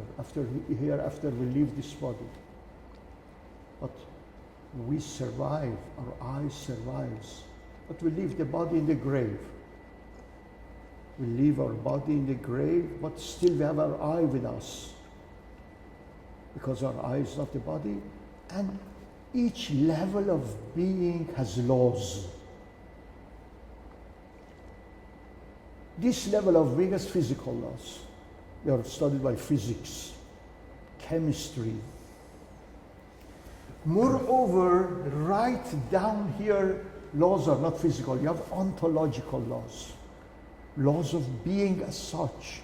Because matter is, body is, spirit is, I am. Being itself is subject to universal laws, which are not necessarily physical laws. So, sciences are concerned with only visible, sensual manifestations of things which we see in this world and to explain them. But metaphysics, no. Even takes these laws into consideration. Why, as Leibniz said that why is there something rather than nothing? Why is there matter at all? Why is there, would it be better not to be? So he's concerned, why is there something? Why is it? How is it? This is not the concern of science at all. It's a concern of metaphysics. So the theory of evolution also, evolution is not alone a scientific problem, it's a metaphysical problem. The very idea of evolution, not devolution. It's something evolves according to a law. Why is there evolution? What do you call evolution at all? So they express it mechanically. But we have another explanation for the same phenomenon. Of course, might be evolution. We have another explanation, more beautiful. Not beautiful, more correct, I think. Modern science, generally speaking, has forgotten many forms of causality. Many forms. Because of the connection of modern science with mathematics, science was mathematicized in medieval times, in Aristotelian philosophy. I mean, mathematics played no part. After, let's say, Copernicus, Galileo, and Descartes especially, modern science is mathematicized. And mathematics, according to Descartes, is only quantity, is quantified. And it's interpreted not metaphysically, but mechanistically. You see? So you have mechanic laws operating by themselves like a watch, without having any reason. Sometimes they bring in God as what they say, as what they say, they have a special term, as, let's say, watchmaker, or as something out of a machine. See? When they have no other solution, they bring in God, but not necessarily. But look at mathematics in Plato, in Neoplatonists, God as a mathematician. They have forgotten final causality nowadays. Mm-hmm. Final causality, that everything exists for an end, otherwise it will be futile. Man, why did man come in the end of evolution? The last being in evolution. Because they explained that it was the final cause of creation. The final cause always comes in the end. It is first in the mind of the maker. In the mind of the maker, it's first, and being it's last. If, for example, a builder wants to build a building, it is in his mind first. But in order, it's last, because he has to plan, to bring all materials, and to build walls, things like the final, or for example, like a gardener who wants to have a fruit. He should buy land, he should, let's say, till the ground, and also he should plant the seed, they should grow, they should have root. But the final comes at the fruit. Man is the fruit of creation, and comes when all things are made ready for him. Ready for him it came. And not physically, but ontologically, because the end result, because divine consciousness. The problem of consciousness is never material. Energy, never material, is divine consciousness. Because divine consciousness, to be known, you see, our sages says that God, the principle, knew himself. He wanted to be known through the other. He wanted to be found through the other, otherwise he would know himself. And this being recognized by others in the highest degree is realized in man. Man, more than any other creature in the world, is able to know God because he was made in the image of God. And this recognition of God, because God, like as Ibn Arabi says, God saw himself in himself, but he wanted to see in the other as in a mirror, as in a mirror. Because to see oneself in oneself is not to see oneself in the other as in a mirror, as in a mirror. So he created the world as a mirror to see himself. And he's known through the other. And to know the principle, this is the ultimate aim.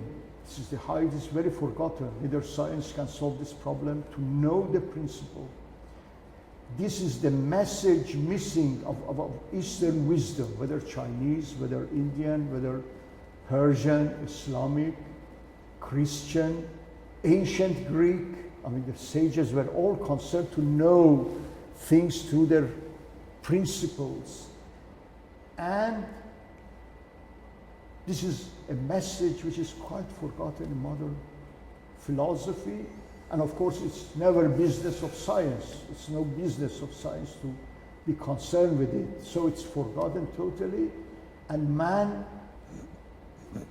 can only be known, his reality, through his principle. There is a saying attributed to that God addressed David, the prophet. He said to David, "Oh David," I mean the Jewish prophet. He addressed him and said, "Oh David, look, I created this world for you, but created you for myself. You are not for the world, you are for me." This is a very profound saying. Man is not made for the world. The world is made for a man in a sense. He is the macrocosm because he knows the world doesn't know him. In the article which I'm going to read next, I am going to explain this, the function of man in the universe. That is the mirror of divine consciousness. God knows him in the other, through him. And so we are here to realize this potentiality. The Muslim philosopher Mullah Sadra says that man is made in the image of God. He is what he makes of himself, of this image, what he does with this image. Whether he finds this image, I mean, man does not change anything, whether I know God or I'm the same. What is the difference between a sage and a person who is not a sage? They are both human beings. They have eyes, ears, hands, they do things, they have the same functions, but there is a great difference of consciousness. See, awareness. A person who becomes a saint, a sage, nothing changes physically. There is a deep change, spiritual change in him. And it is the change of consciousness. He becomes aware, a new awareness. This new awareness we call awakening, we call illumination, enlightenment, and they have different names. And this changes the direction of the consciousness. What Plato says it's an epistrophe. Epistrophe means a return to the origin, which is the beginning of philosophy. Philosophy is a return to the origin. What we call, for example, again, the back journey, or as Heraclitus calls, the way up. The way up to reach the origin and to see from there. You see, the concept there and here is repeated in Plato, there, here. It's repeated in Plotinus. It's repeated much in Rumi. There and here. If there is here, there is a there. You should go there and see what are things there. And this is something quite missing, especially in modern philosophy. It's a function not of science and philosophy. Philosophy is the denier of metaphysics, which are, I mean, should deal with these things. I think this is one of the mistakes of modernity. Okay. I don't know how much you would agree with that. I think you give us a very comprehensive, thoughtful, and to me persuasive statement about the ultimate meaning of being human, and which is a subject ought to be the general concern of the scientific enterprise, but because modernization often is understood as secularization, the particular sense of the sacred is lost, and we can say even actively rejected. I think most people are aware of the fact that a defining characteristic of being human is the unfortunate surplus in the affective aspect of the human. Surplus and deficit in the cognitive understanding. In other words, the cognitive understanding. In other words, our ability to understand always falls short of our emotional need to understand. So there's the gap between, we can call it affective surplus and cognitive. Emotion and knowledge. Yeah. Affective and cognitive. Yeah, but affect is broader than simply emotion, in sense. So the affective surplus and cognitive deficit.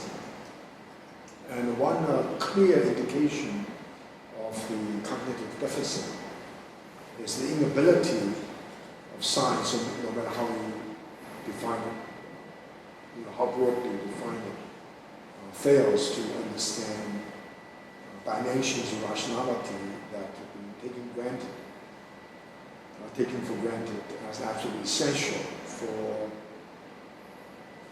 any kind of spiritual understanding of the world in China, in India, in Persia, in ancient Greece, today's world.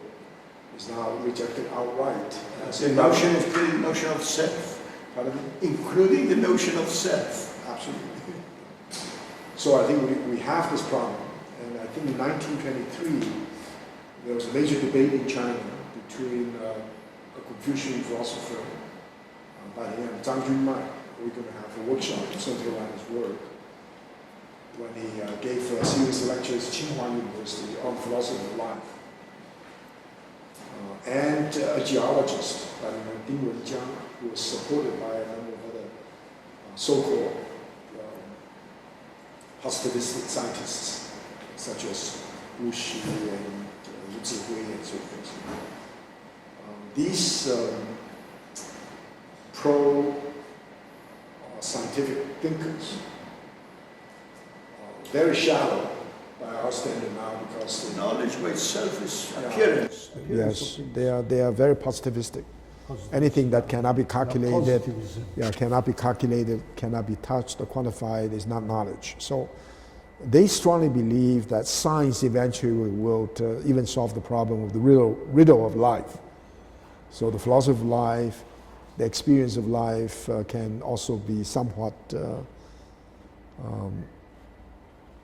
digested and analyzed and understood by science. Now we know that the question raised by Zhang Junmai at the time about the meaning of life is still very much of a life question, whereas this kind of blind faith in the omnipotence of science is no longer acceptable. We know that Wittgenstein has talked about two kinds of riddles. A riddle that can be solved or can be understood is never a significant and important riddle. The riddle that cannot be solved cannot be. It's a deep ocean. Yes, and of course the riddle of life is the riddle that is not something solvable, but you have to live with it. You have to appreciate it, understand it. So the human imagination, the ability of the human to imagine the ultimate meaning of life, based upon the human ability to appreciate many levels of analysis. At the level of senses, and you cannot justify or judge the meaning of that at all. Yes. At the level of rational calculation, let's say instrumental rationality, which is extremely powerful. Very powerful through science. Ever since the Enlightenment. And philosophy and positivism, which means I would say, the same. yeah, I would consider that as a kind of really ruling ideology in China, which is a kind of scientism. Almost everywhere in technology is something like that. Yeah, it's a kind of scientism. Scientism. It's not a scientific. Positivism. Yeah, it's not a scientific spirit. As I understand it, as you understand it, but it's a very interpretation of science, perhaps. It's an ideology. It's an ideology, and the ideology itself. Very good word. Ideology, not based on. It's a false consciousness. It's not real consciousness. Sometimes it's constructed by political means, by certain kind of ethos, which fails to understand the profound. Against science and philosophy. Yes, ideology. Absolutely. So we need to have a mode of thinking which not only goes beyond senses or instrumental rationality, but beyond communicative rationality, as Habermas talks about it, because Habermas is interested in this question about communication of the best possible situation human beings can live together peacefully from the liberal from the point of view secular and liberal, and also from a kind of political liberalism, of John Rawls and others. And we know it's an idea that is now very seriously challenged or even rejected in America. That's one of the reasons why there are a number of people who call themselves communitarianists, who challenge the idea of the public sphere defined exclusively in terms of the political procedure in which... like Habermas. like, John Rawls in particular, in which the question of religion is totally irrelevant. It's the matter of the heart. But interesting thing about Habermas now, I'm told he's just written a book on religion. So he takes religion seriously. A little bit too late, I guess. But, so we know that not only you should rise above senses to have appreciation of how reason works, and you have to rise above instrumental rationality to appreciate communicative rationality. And also the nature of reason itself is much forgotten. They're Right. very false. Right. Like, for example, Kant really Right. confounded about reason. Yes. The greatest philosophers of the age. Right. And of course, Kantian rationality is way beyond instrumental rationality. Yes, Afterwards, but nonetheless, after all, he's deeply concerned about the limits of the rational discourse. And of course, one of the reasons for that is his strong desire to leave room for faith. So even in Kantian philosophy, that idea of rationality. This is again a dualism. Yes. Because reason, faith And cannot faith. be without reason. Right. And of course, in the Western tradition, you have the Greek focus on rationality and the Judaic focus And Muslim, on. there's a long history of reason in Islam, very profound. Yes.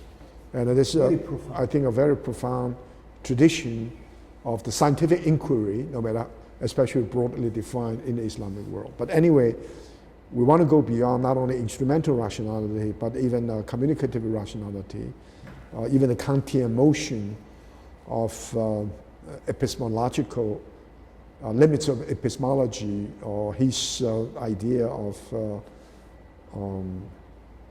of the moral metaphysics is actually to address. It has some metaphysical foundations. I mean, there's something Kant denies speculative reason, but opens the way for practicalism. For praxis. This is paradox. It's a paradox. And how and it I cannot think, work in its own sphere yes, and works and I would say in the sphere of volition. Yeah, in a profound sense, it doesn't work. I think part of the reason because in the Kantian philosophy, there's nothing comparable to what we call cultivation philosophy, self-cultivation philosophy, or the question of spiritual exercise, as Hadot and others talked about, because he wants to develop a mode of thinking which denies any philosophical significance of passion or philosophical significance of inquiry on human nature, because human nature is understood in terms of passion, not in terms of the intrinsic value endowed by God. Yeah. So I think we all agree on that. And so we need to have a wisdom in the Platonic sense, in classical Platonic sense. And I think, I may have mentioned that over the years, and I've organized a series of discussions between Indian and Chinese philosophers, and entitled Indian and Chinese philosophical perspectives on knowledge, wisdom, and spirituality. Very important. Yeah, very important. Very close. Very close. Very close. And so I wish there was also a discussion about Islamic and Indian and Chinese. I think it's very important to invite you to take part in the conversation. Yeah. The first one was in Delhi, second one in Beijing, but we may go back to India. But anyway, I want to broaden that. Now, the question then is, as you pointed out, very beautifully, if we say embodiment as incarnation, the Christian idea of only one incarnation in history, of Jesus' incarnation, I think in the Islamic world, certainly in the Confucian world, it is one of the exemplars, but hopefully it's numerous exemplifications, right? Not only just the humans. So let's say how a human being is able to use your vocabulary to live up to the divine mission of embodying all the attributes of the Creator, is to incarnate these. Incarnated. Yeah, is to allow all these attributes to be embodied, incarnated, and realized. In the sense, fully realized in ordinary human existence. Yeah, that's the great, both the great challenge and also the great privilege. So that idea of incarnation. The major problem for me then is the idea of heaven as a creator. Tian, for example. Tian. Let's assume the following. There's a very deep-rooted tradition in China. Not physical heaven, which is a symbol of that heaven. Sure. By heaven, they mean spiritual heaven. Absolutely. And it's symbolic. It's symbolic. It's not factual. Not factual at all. Factual. Of course, it's symbolic. Of course, this heaven is a symbol of that heaven. Yeah, but it's not a symbolic in the sense, not real. It's very real. Very real. Yeah, yes, but it's very real. But it's it also symbolizes that very real heaven. Yeah. So the notion that there's a strong notion about I call it mutuality, or mutual responsiveness. Heaven creates, humans complete. In other words, the creativity of heaven is to be realized in the concrete creativity of the human. So human beings ought to all attributes of God are manifested. All right. So human beings are, first of all, observers. Of course, dogs and cats, they're all observers. But humans can... It's a total manifestation. Holistic observation. Holistic. Because everything. It's not possible to imagine anything in the world that is not a potential object of observation of the human. So the human ability to observe is comprehensive. But human beings are not simply observers. Human beings are also appreciators. In a sense, the human beings do not necessarily observe with the intention of utilitarianism. They don't just observe in order to use it. Of course, we observe, the hunters, the fishermen, and so forth. But our observation sometimes is totally disinterested. We look at the mountain, we just want to look at it because it's beautiful. So that idea of appreciation... The truth of thing, not the use of it as instrument, but to read the reality. Right. So I think... reflected in us. Right. So this idea of humans we would be realized by this reflection. Absolutely. You're realized outside, because knowledge, according to ancients, is being, the same as being. Sure. It's not an accidental which comes out. It's a real being. When we realize that knowledge, we ourselves are realized, because the equivalence of knowledge and being, as we say, it's substance. It's not an accident knowledge come from outside. We are realized through theoretical reason and knowledge. Mm-hmm. Because that cognitive act, honestly, cognitive act is by definition a transformative act. Yeah, it's not just observation, yes. transformative act. Our very being. Yeah, that's the reason why, as an observer, as an appreciator, human being is involved in self-transformation, therefore self-realization. So in this sense, human beings are also active participants in the creative process. That's the reason I cite that quote. If you realize yourself, you realize human nature, realize nature of things, you take part in the transforming and nourishing process of heaven and earth.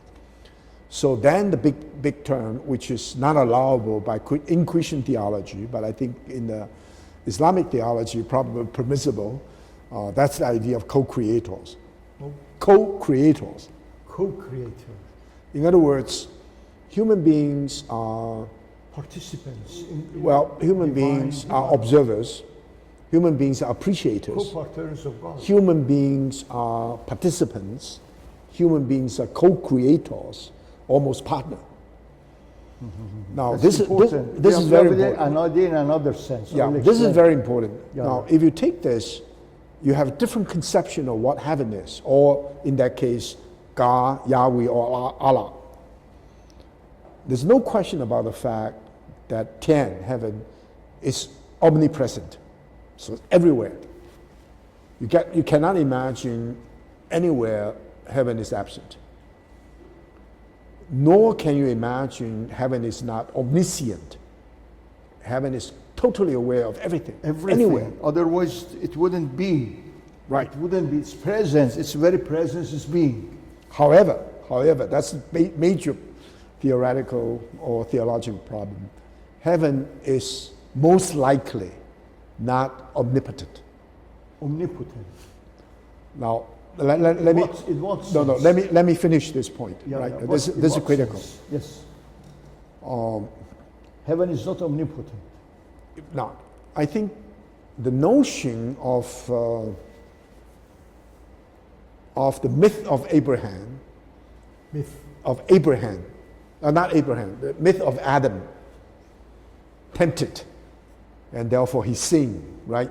Adam is flawed, which is in the Bible, Chinese sense.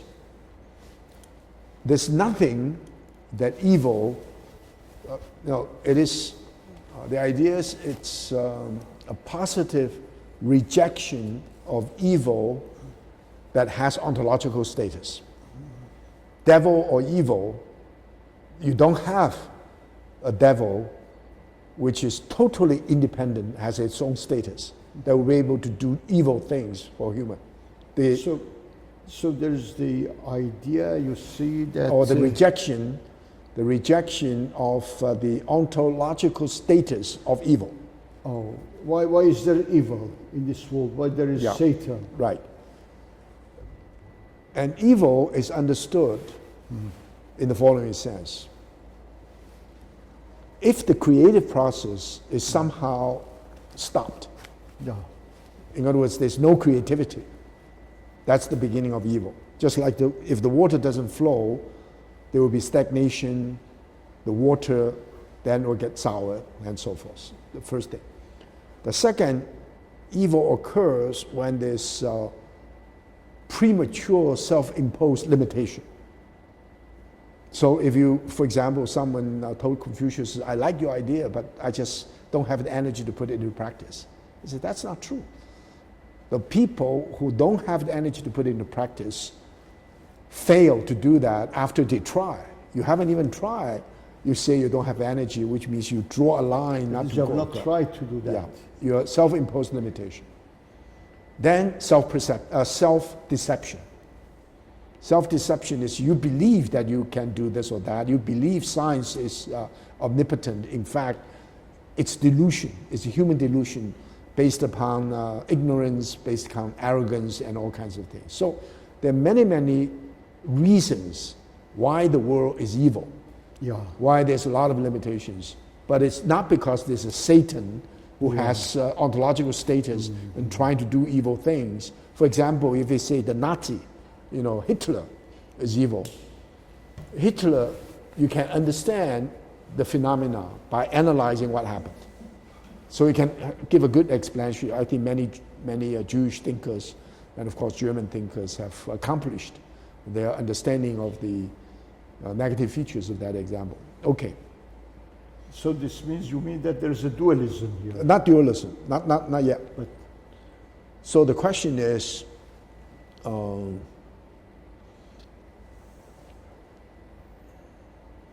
any natural disasters that happened, not willed by the human beings will definitely be able to survive and overcome.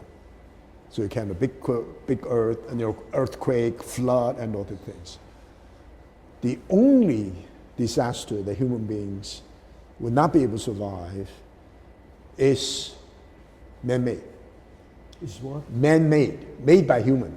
Oh, man-made, yes. Such as nuclear holocaust, such as pollution and so forth. So in this situation, the ethic of responsibility is absolutely critical. Very critical. And there's no problem what normally we call the problem of theodicy. There's no problem of theodicy. Theodicy, yes. Yeah. And just, if it happens, don't blame God. Yeah. Because we God is also not blame responsible. ourselves. Yes. So Confucius made a very interesting remark. I don't blame heaven. I don't complain about a human. And I make the utmost of what I'm able to do. And I allowed the objective situation, meaning my fate, to fate meaning destiny. Each and every human being is the embodiment or the incarnation of creativity. And responsible for it. Right. And each and every human being is constrained in time and space, and by all the what I call forces beyond human control, such as ethnicity, gender, language, socialization, place of birth, which you never choose your parents, and sometimes even your basic value orientation. These are constrained. Now the interesting thing is, so learning to be human from the Confucian point of view, like self-cultivation, is how to transform creatively the constraint or perceived constraint into vehicle for human self-realization. So we have a term which many people in complex systems liked it. The term is enabling constraint. Enabling constraint, right. And so the constraint, almost like a paradox. Constraint is incarnation. If it is incarnated, which means concrete humanity, right? Yeah, we have no choice. Yes, but all these forces that we consider no choice, each one of them turns out to be an enabling constraint. For example, enabling constraint. For example, you are constrained in Arabic, I'm constrained in Chinese. But you realize yourself in Arabic. I try to read that. It's enabling. Yes. It's a potentiality. So your gender, your ethnicity, your language, your birthplace, and so forth. Because it is there. It is there. And in that sense, this diversity, but never closed particularism. Not closed particularism, not abstract universalism. It's dialogical. Yeah, that's true. Yeah. You mentioned very, very important point. The first idea, of course, we are made, as we say, the image of God, or more particularly, as it is said by the Quran, the Holy Quran, God taught man all his names, that is manifested in man all his names. If he had not manifested all names, God would not be known, because he should have shared something of his attributes to know that. Yes. Otherwise, and the fact that we are made in the image of God is that we think of God and we say God. The fact that we say God and think of God, this means that we are made in the image of God. And also, I think I like this whole idea that God has created many peoples. Yeah. So you can know each other. Yeah. Right. So the idea of the Babel, the Tower of Babel, and babbling of the languages, the That's confusion, right. the That's confusion right. That's right. in reason and language too. Mm-hmm. So there's one I think very powerful image in the Confucian tradition. It's called the oneness or singularity, the oneness of principle, and the multiplicity of its manifestations. Mm-hmm. So that is oneness and manyness, multiplicity. Yeah, the oneness of principle and the multiplicity of its manifestations. Yeah.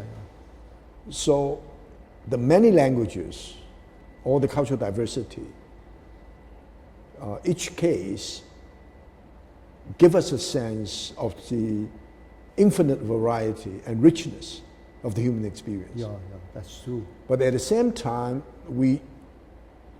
pluralism is welcome, but not relativism. Yes, pluralism in the true sense. Yeah, but not relativism. Divine pluralism, not secular pluralism. Yeah. There is a divine pluralism. And so the divinity implicit in this quest for self-realization is the oneness of principle, which is the highest philosophy in any tradition always has access to. If you don't have principle, that, unity. that's the unity. Multiplicity without unity impossible. Yeah. Unity without multiplicity, because they're correlative and complement each other. Right. Now there are two very different, let's say, images or symbols. Raimondo Panikar, you heard about him, right? Yes, I saw him. You saw him before. He was in Iran before revolution. Yeah, we did. We had a dialogue. Professor Nass invited him several times, and I saw him. Was very, very gentleman and very nice man. You know, Abe actually taped my conversation with him in Barcelona 2 years before he passed away. Now, this idea is the relationship between Atman and Brahman. Therefore, the relationship between the individual soul and the cosmic soul. And Titwam Asi. Yes, yeah, Titwam Asi. Now, in the classical Hindu notion, it's like a water that drops into the ocean. And we have the same simile in Islam. I mean, symbolic, it's not factual, it's symbolic. Yes, but I think some Christian theologians worry about the following. What happened to the individuality of the soul? You know, idea, because if I die, my soul continues. But what happened to my soul if the idea is that I fall into the ocean and that drop of ocean now merges with the ocean? Yeah, we call it ocean. Yeah. So I think Panikar's response to me is really quite satisfactory. The important thing for us to think about it is whether we focus our attention on the water, or we focus our attention on the idea that this water has been shaped into a drop. Into a bubble. No, into a drop. Drop. Now, the reason why the water is shaped into a drop is because there are forces that constrain, the forces that constrain water into a drop. So once in physics, once the drop of water falls into the ocean, that the forces that shape the water into a drop disappear. So the water now becomes ocean. You can say the ocean becomes the drop, right? It is the determined becomes undetermined absolute. Yes. However, you know, in the Christian mysticism, with the Rudolf Otto, with Eckhart, this idea of, I don't know, I should have asked Mr. Clooney to talk about it. The idea of real bliss for a Christian devotee with God is the idea of an image, the idea of image of Imago Dei. The idea of marriage or union. You know, there are two terms used. Unio mystica. Right. One is unity experience. The other one is union. Union. Unio mystica. So there's always this consideration that the union experience is more authentic, you know, like marriage. The unity experience is that the uniqueness of being human in terms of incarnated person disappears. Right. But from the Hindu point of view, or from a Taoist point of view, I don't know the Confucian point of view, that unity experience is the highest. Like when you now become part of the Tao, or the water. Divinity is very high. Yeah, very high. But humanity is very low. Yes. Because we were originally divine, and we separated when we returned back to what we were. There is very more luminous. Yeah, but what is your, I don't know, in Sufi, let's say in Sufism, mysticism, is more Taoistic or more Christian? Yeah, I would explain that a little. Is it more Taoistic or more Christian? You see, of course, they give the, not sometimes drop because it's physically the same. Yes. They give the example of a bubble and water. Or the bubble burst. Bubble So is the a mere appearance, a phenomenon. A phenomenon appeared from the noumenon. So it's a mere appearance. When it becomes the noumenon and the reality is much, becomes to its real source, what it was originally. And only it separated itself through manifestation. Manifestation is what you call Maya. Maya in... But that's in Sanskrit. In Sanskrit you have Maya, but we do not have, we have illusion. Yes. But this illusion should have a metaphysical source. Why illusion? It has very much explained in our metaphysics, Sufi metaphysics. It is the problem of the reality and manifestation of the reality. When a thing manifests itself to be known, but the locus of manifestation becomes a veil, it veils the principle which manifested itself. For example, this world is manifestation of God. God manifested himself in this world. But nobody sees God in this world. Nobody. Most people do not see. Only a few, very few sages see a manifestation. But for most people, God appeared in this world. For them, world is a veil. They see the world, they do not see God. So this is the case with the manifestation. It was revealed in order to make the revealer, the manifester, known. So it is a very image which principles appeared in that. The phenomenon that becomes noumenon, it goes back to the principle what it was, and the principle always, it doesn't lose itself. It doesn't lose itself. Nothing is lost. Everything is gained. And this reminds me of a saying of Jesus and a saying of Rumi concerning self. Jesus says in the Bible that what does a man gain if he loses himself? And what does he lose if he gains himself? Rumi complaining and blaming all exoteric ulama. Exoteric ulama, and exoteric was plenty in our world. And not only exoteric ulama of his time, but of all ages. That they know about the substance of everything. But they know nothing about their own substance. And about their substance, they are ignorant. So knowledge of self is the highest thing. Now, you mentioned very, very important points. I give a little first. We are potentially given by heaven and by God all the names. How do we realize? This realization is not through book reading alone, through conceptualization. In religions, only realization is valid, not conceptualization. What is the difference? The difference is this.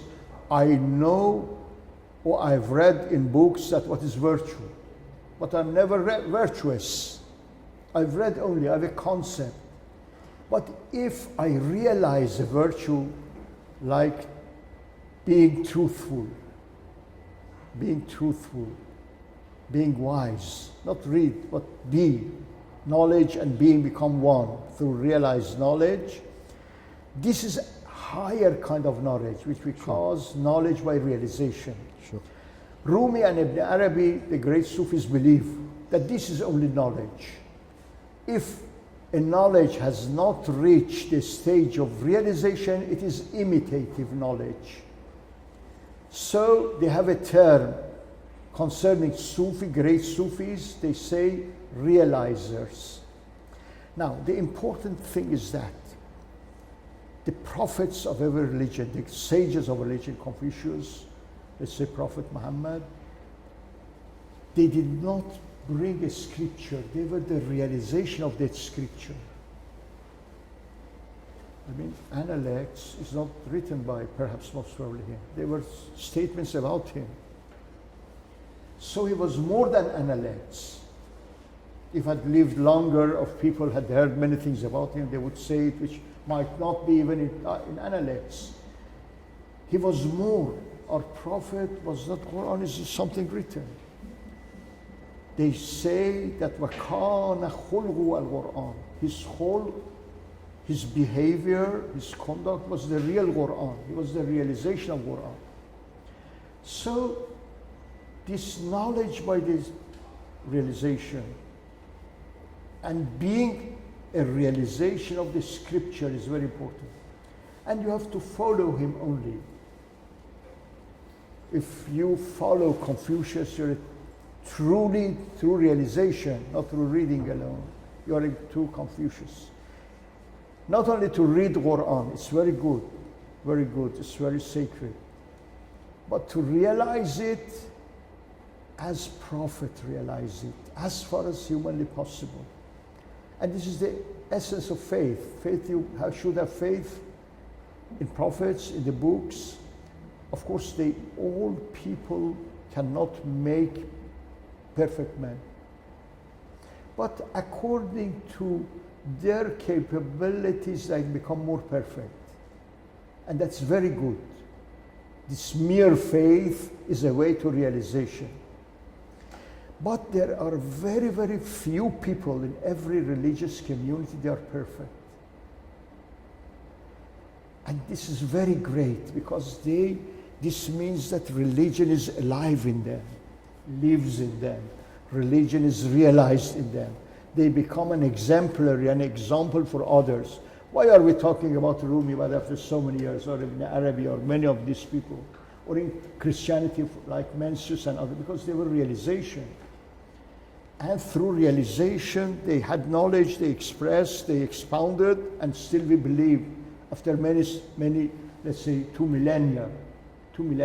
So we have the concept of perfect man. We believe that prophets of every religion, Eastern, Western, most perfect men in that religion. And they were paradigms to be followed. And this is, I think, how we can realize, and of course, all our people are not expected to be perfect men. But so far as they can, they try, and God, in the Quran says, God does not obligate anybody except what he can. God is wise. A wise man does not obligate more than one is able to. And he is rewarded completely because he was not given the ability as a perfect man, because he has no more ability. But this is very important. Another problem is the problem of evil. You see, why is there evil, of what I have discussed? Generally speaking, there is a difference between the principle and manifestation, the world and God. The world is not God. God is the most perfect. So if the world is like God, you would have two gods. So it should be less perfect. Should be, if it is to be the world. And the lower you come, there are more imperfections. For example, the spiritual world is the world of unity. Here is the world of multiplicity. There is no matter. Here there is matter. So the lower you come, there is more evil by definition. This is physical evil. It results from the very nature of the world, because it's not God. It's not God. There should be imperfection. Lacking to the extent of lacking perfection, this is the source of evil. But lack of perfection differs at different levels. Spiritual level is much less. The more down you come, there is more multiplicity, there is more combination and mixture with matter, and more imperfection. As you said very truly and very rightly, man is different. Man is given freedom. Man is distinguished by three things, very great. One, by divine intellect, by which he knows the absolute and everything through his intellect, very great and distinguished. Second, by his Free will. Free will is not a good word perhaps, because animals have free will. A cow is able to eat even this fodder or that straw. Even it's free, but it's not human freedom. In freedom reveals in self what we call free choice. He's able to choose. Animal is not able, is free, but not able to choose. And that's why we talk about freedom, because it's something divine. If we were not given freedom, we would not be in the image of God. God alone is free. And being an image of God has given us freedom. So it's very high. The third is divine, what we call note, language. Language is very great. So we express what we know. So language, expression, freedom, and divine intellect. But something, if God had not given us freedom, we would not be made in the image of God, because we lack one of the greatest qualities of God, freedom. So he wanted to give us freedom. But if he has given us, we have to choose good and bad. Not all people choose good, they choose bad. And this is the source of evil. We call the evil. And also, there is, some of the people, mystics say, but not for to all people, very privately in their books, they do not say, because people would object. They say that there is wisdom in the expulsion of man from paradise. There is some wisdom, because man here became more perfect. There he was not free. And moreover, some of divine attributes would not be realized without man being here. All right? Some of the divine attributes became realized through his expulsion. For example, man is the forgiver of sins. If there was no sin there, how would he forgive her? Right? There has been no forgiver. That is Ghafur, his Tawwab, his accepts repentance if there is no sin. So some of the qualities of God even would remain in potentiality if God, man ever didn't know sin at all. Now, another point, very important point you mentioned is the, of course, very, very wisdom in enabling, you said, Confucius believes in enabling constraints. That's very great wisdom. This constraint, there is a wisdom in that. If one ponders, wisdom becomes evident by reading all wisdoms. For example, this I didn't know this enabling constraints. Very wisdom. We should think and ponder over. It's very great. Another problem is multiplicity and pluralism. One many. You see, something wrong about modern pluralism is first secular. Pluralism is a metaphysical principle. Unity can never be without multiplicity at all. And multiplicity cannot be without unity. The wrong of modern pluralism is this, especially from the religious point of view. They always talk about plurality, never talk about unity.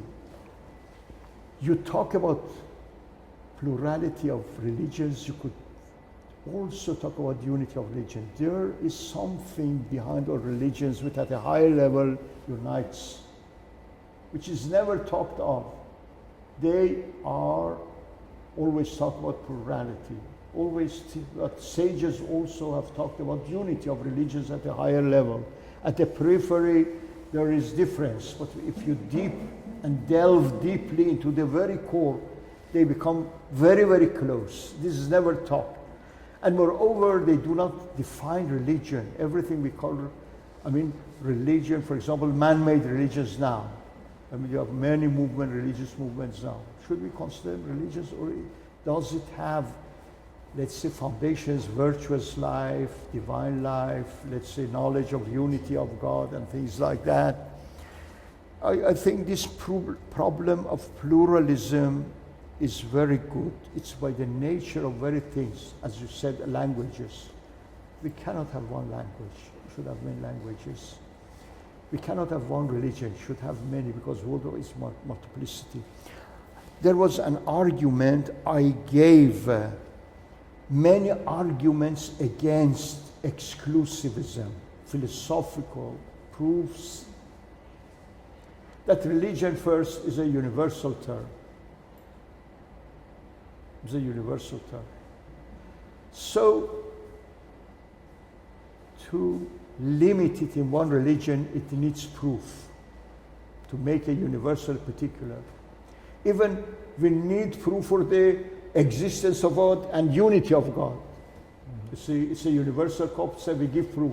So in order to say that my religion is the religion, and moreover, if a Christian says religion is Christianity, anybody who thinks about religion in the world should think only as Christianity. This is not the case.